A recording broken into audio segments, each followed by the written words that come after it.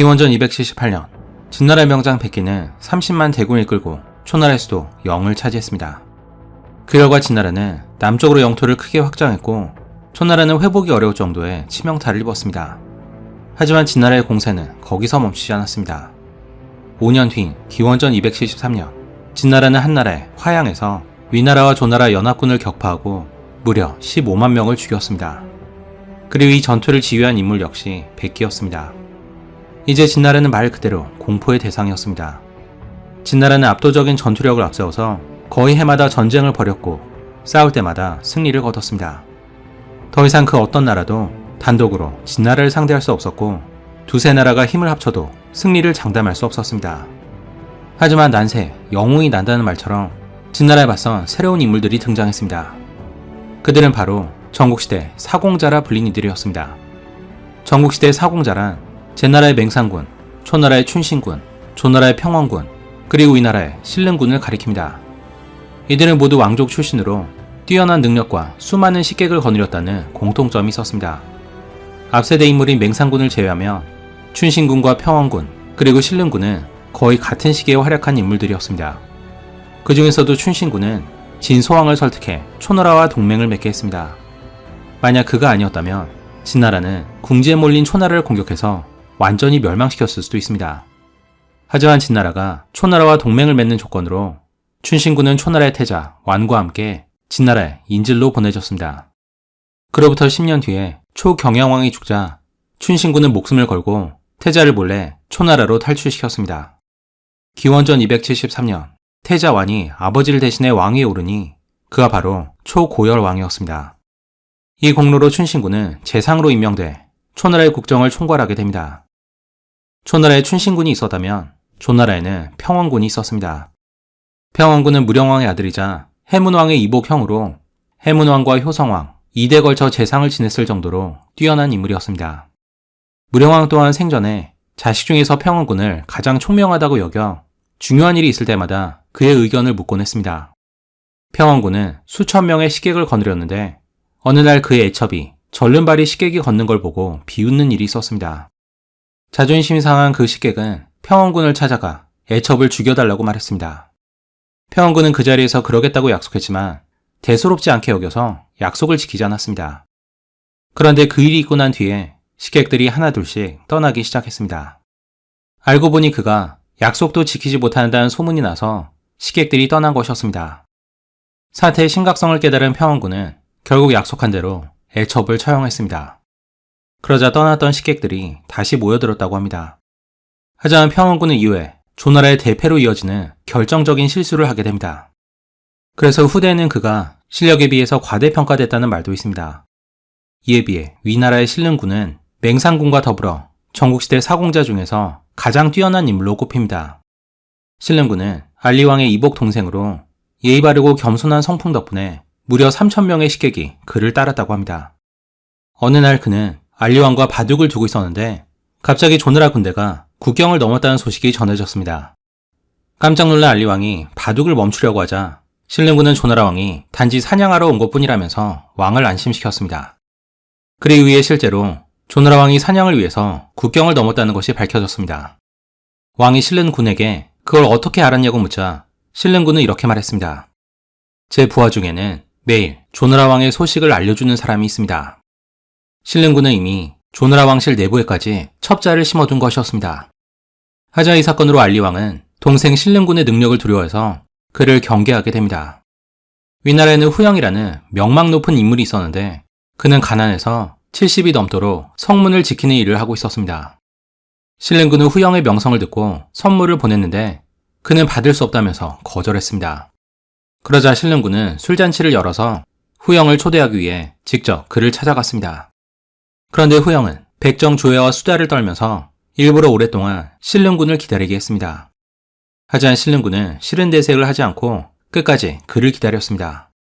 한참 뒤에 신릉군의 집에 도착한 후영은 이렇게 말했습니다. 저는 오늘 공자님을 위해서 할 일을 다 했습니다. 공자께서는 손수, 수레를 몰아 보잘것없는 저를 태우러 오셨습니다. 게다가 저는 시장 한가운데서 친구를 핑계 삼아 일부러 공자님을 오랫동안 기다리게 했습니다. 그럼에도 공자께서는 조금도 불쾌해하지 않으셨습니다. 백성들은 저를 소인배라 욕하겠지만 저를 기다려주신 공자님을 대인배라 칭찬할 것입니다. 그렇게 신릉군의 식객이 된 후영은 중요한 순간마다 그를 돕게 됩니다. 하지만 신릉군이 아직 본격적으로 활약하기 전인 기원전 273년 화양전투에서 대패를 당한 위나라는 큰 위기에 몰려 있었습니다. 이때 위나라의 여러 간신들은 알리왕에게 위나라의 땅을 떼어줘서 진나라를 달래자고 말했습니다. 하지만 그 뒤에는 진나라의 치밀한 공작이 있었습니다. 진나라는 단순히 돈으로 신하들을 매수하는 데 그치지 않고 그 나라가 땅을 떼어주면 배신자에게 그 땅을 다스리게 했습니다. 이런 유혹 앞에서 많은 신하들이 눈앞의 이익을 쫓아 조국을 배신했습니다. 그렇게 진나라는 막강한 군세력뿐 아니라 이간책과 회유책을 병행하면서 야금야금 세력을 넓혀갔습니다. 이제 진나라는 위나라와 한나라를 넘어서 조나라까지 위협하고 있었습니다. 하지만 조나라는 결코 만만한 나라가 아니었습니다. 인상여와 연파 같은 걸출한 인물들이 있었고 앞으로 큰 활약을 하게 되는 조사도 있었습니다. 조사는 원래 세금을 징수하는 하급 관리였다고 합니다. 그런데 평원군의 집에서 세금을 내는 걸 거부하는 일이 있었습니다. 그러자 조사는 법에 따라 평원군 집안에서 납세를 담당하던 9명을 죽였습니다. 이에 크게 분노한 평원군이 조사를 신문하자 그는 이렇게 말했습니다. 공께서는 조나라의 귀공자입니다. 그런 분이 의무를 다하지 않으면 법의 권위가 약해지고 법이 약해지면 나라가 약해지고 나라가 약해지면 공격을 받아 멸망할 것입니다. 조나라가 없다면 공께서는 어떻게 부귀영화를 누리겠습니까? 이 말을 들은 평원군은 조사를 풀어줬을 뿐 아니라 그를 해문왕에게 청거했습니다. 그리고 조사의 말에 따라 세금을 공평하게 거두자 나라가 금세 부유해졌다고 합니다. 기원전 270년 호양이 이끄는 진나라군이 조나라의 알열을 공격하자 조해문왕은 연파를 불러서 아려를 지킬 수 있는지를 물어봤습니다. 연파는 길이 좁고 험해서 지킬 수 없다고 말했고 다른 신하들도 비슷한 반응을 보였습니다. 하지만 오직 조사만이 아려를 지킬 수 있다면서 이렇게 말했습니다. 길이 멀고 좁으니 쥐 2마리가 구멍 안에서 싸우는 꼴이니 더 용감한 쪽이 이길 것입니다. 그러자 해문왕은 조사에게 군을 주면서 진나라를 맡게 했습니다. 조사는 출진하면서 누구든지 군의 일에 대해서 말하는 자는 죽이겠다고 말했습니다. 그런데 조나라군이 무안에 도착했을 때 진나라군이 갑자기 모습을 드러냈습니다. 척후병 한 명이 달려와서 속히 무안을 구해야 한다고 말하자 조사는 그대로 그의 목을 뱄습니다. 조사는 진나라군을 상대하는 대신에 무려 28일간 보루를 단단히 쌓고 그곳에 머물렀습니다. 게다가 진나라의 첩자를 잡았는데도 오히려 그를 잘 먹여서 돌려보냈습니다. 첩자가 호양에게 조나라의 상황을 보고하니 그는 크게 기뻐하면서 이렇게 말했습니다. 한당에서 겨우 30리를 행군하더니 보루만 두껍게 쌓고 있다. 아려는 이제 조나라의 땅이 아니다. 하지만 이것은 조사의 속임수였습니다. 조사는 진나라의 첩자가 떠나자마자 병사들의 갑옷을 벗기고 빠르게 진군해 단 이틀 만에 아려 인근에 도착했습니다. 그리고 이 소식을 들은 진나라군도 곧바로 조나라군을 추격해서 아려에 접근하고 있었습니다. 이때 부하장수 허력이 간언을 청하자 조사는 이를 허락했습니다. 군사일에 대해서 말하면 죽인다고 했는데도 허력이 용기를 낸 걸 보면 분명히 중요한 내용일 거라 생각했던 것 같습니다. 허력이 말했습니다. 진나라군은 우리가 이곳에 올 줄 모르고 있다가 달려오는 중입니다. 그들의 기세가 강하니 진을 두텁게 해야 합니다. 북쪽의 산이 요충지니 그 산의 꼭대기를 먼저 차지하는 쪽이 이기고 늦게 도착하는 쪽이 질 것입니다. 조사는 그 의견을 받아들여서 1만 명의 병력을 먼저 보내 산 꼭대기를 차지하게 했습니다. 뒤늦게 도착한 진나라군이 산을 공격했지만 이미 조나라군이 고지를 선점하고 있어서 올라갈 수 없었습니다. 결국 허력의 전략으로 주도권을 잡은 조나라군은 진나라군을 크게 격파하고 아려 전투에서 승리하게 됩니다. 조사는 이때의 공로로 연파와 인상여에 버금가는 지위에 올랐고 허력은 국위가 됐습니다. 얼마 후 진나라군이 다시 위나라를 공격하자 이번에는 연파가 출전해서 진나라를 격파했습니다. 하지만 조나라의 위기는 거기서 끝나지 않았습니다. 진나라가 조나라를 공격한 틈을 타 연나라도 동시에 조나라를 침공한 것이었습니다. 그러자 조나라는 제나라의 명장 전단에게 구원을 요청했습니다. 전단은 과거 연나라의 침공에 맞서 제나라를 지킨 영웅으로 그 명성이 조나라에까지 알려져 있었습니다. 이때 조사를 만난 전단은 3만 명만으로도 충분한데 왜 쓸데없이 수십만의 병사를 동원하는지 이해할 수 없다고 말했습니다. 전단은 그러면서 병사를 너무 많이 동원하면 농사지을 일꾼이 부족할 거라고 덧붙였습니다. 그러자 조사가 이렇게 말했습니다. 장군께서는 지금의 형세를 잘 모르시는 것 같습니다. 오나라의 검은 소와 말을 토막낼 수는 있지만 기둥이나 바위를 내리치면 여러 조각으로 부서집니다. 지금 3만의 병력으로 강국의 군대를 상대하는 것은 마치 검으로 바위를 내리치는 것과 같습니다. 예전에는 천하가 1만 개의 작은 나라들로 나뉘어 있어서 3만의 병력이면 충분했습니다. 하지만 지금은 전국에 7나라만 남았으니 수십만의 병력이 필요합니다. 제나라가 20만을 동원해 초나라를 공격했을 때도 5년이 걸렸고 조나라가 20만을 동원해 중산국을 멸망시켰을 때도 역시 5년이 걸렸습니다. 지금 3만의 병력으로는 성의 한 모퉁이조차 포위할 수 없는데 겨우 3만으로 무엇을 할 수 있겠습니까? 그러자 전단은 크게 탄식하면서 조사의 말에 수긍했다고 합니다. 이 대화는 당시 전국시대의 현실을 여실히 보여줍니다. 더 이상 몇만의 병력으로는 아무것도 할 수 없었고 한 나라의 존망을 건 수십만 명의 총력전이 일상이 됐습니다. 그만큼 백성들의 고통은 이루 말할 수 없었을 겁니다. 하지만 진나라에도 걸출한 인재가 등장했습니다. 바로 범저였습니다. 범저는 위나라 출신으로 언변이 뛰어났지만 신분이 낮아서 큰 출세를 하지 못했습니다. 그래서 범저는 위나라의 대신이었던 수가를 섬겼다고 합니다. 수가는 사신으로 제나라를 방문했는데 이때 범저도 함께 따라갔습니다. 그런데 제2양왕은 범저를 마음에 들어해서 그에게 선물을 내렸습니다. 범저는 선물을 돌려보냈지만 수가는 그가 위나라의 기밀을 제나라에 알려주고 몰래 선물을 받은 거라고 오해했습니다. 위나라에 돌아온 수가는 이 일을 위나라의 재상이었던 위제에게 보고했습니다. 그러자 위제는 크게 화를 내면서 범저의 갈비뼈와 이가 부러질 때까지 그를 매질했습니다. 위제는 범저가 이미 죽었다고 생각해 그의 몸을 멍석에 말아 변소해 버렸고 사람들은 돌아가면서 그 위에 오줌을 뒀다고 합니다. 만신창이가 된 범저는 가까이 있던 한 병사를 설득해 간신히 그곳을 빠져나왔고 온갖 고생을 하면서 진나라로 탈출했습니다.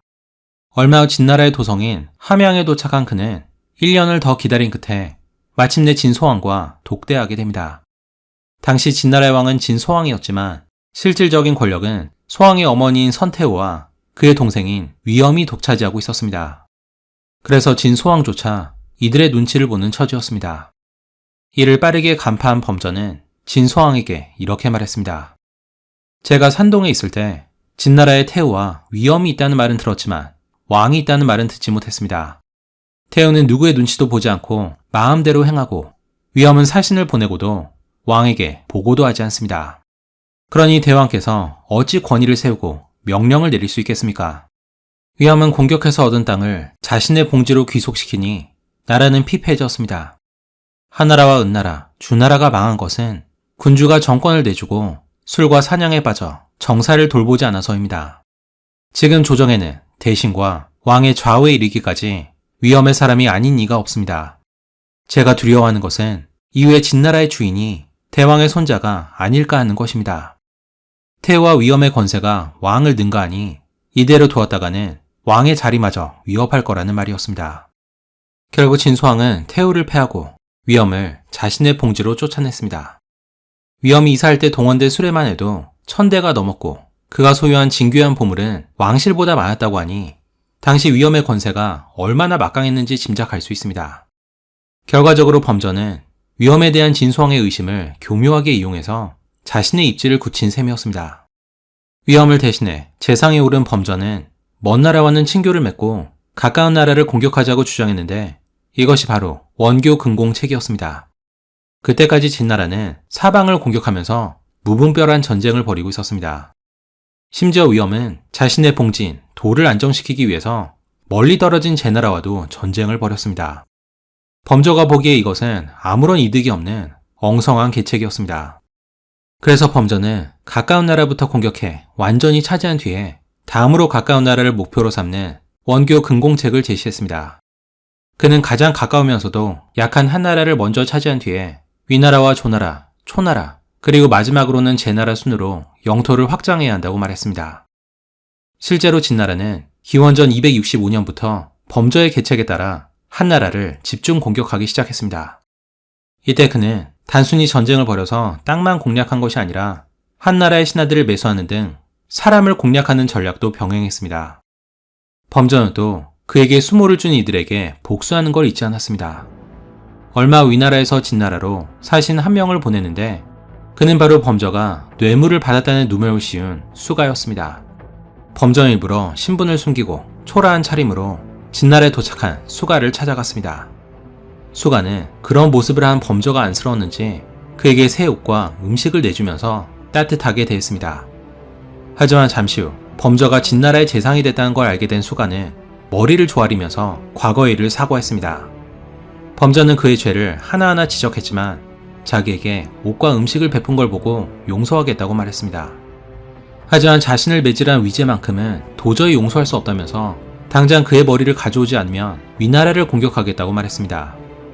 위나라로 돌아간 수가가 이 말을 전하자 위제는 겁을 먹고 조나라로 도망쳐다가 다시 초나라로 향하던 중에 비참한 최후를 맞이했습니다. 한편 진나라는 한나라를 집중 공격한 끝에 한나라의 남북을 잇는 태행로를 끊어서 나라를 두 동강 냈습니다. 그러자 더 이상 북쪽에 상당을 유지할 수 없었던 한나라는 차라리 그 땅을 진나라에 바치려고 했습니다. 하지만 상당의 관리와 백성들은 풍속이 완전히 다른 진나라의 백성이 되느니 차라리 조나라의 백성이 되겠다면서 상당을 조나라에 넘겼습니다. 이에 분노한 진수왕은 곧바로 조나라에 전쟁을 선포했습니다. 그리고 이것이 장평대전의 시작이었습니다.